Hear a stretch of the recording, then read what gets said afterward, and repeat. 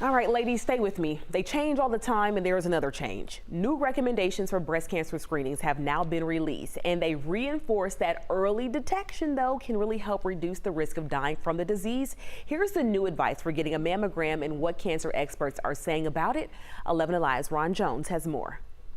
Recommendations published in the medical journal JAMA lower the recommended age for regular breast cancer screenings, calling for those at average risk and who were assigned female at birth to get a mammogram every other year starting at 40 years old instead of 50, and recommend this through age 74. Preventive Services Task Force hasn't recommended that women in their 40s get regular mammograms since 2002.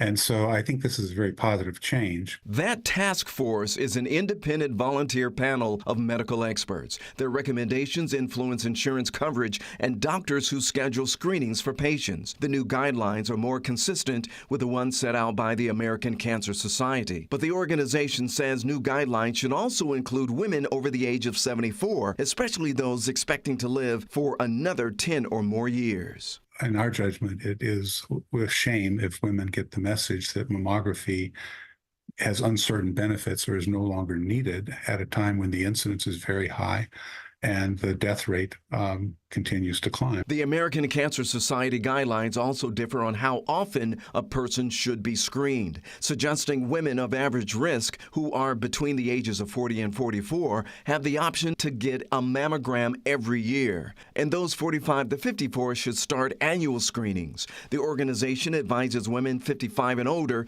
to get a mammogram every other year or opt for yearly screenings. Women should do their very, very best to be screened regularly at whatever interval they choose, whether it's 12 months or 24 months.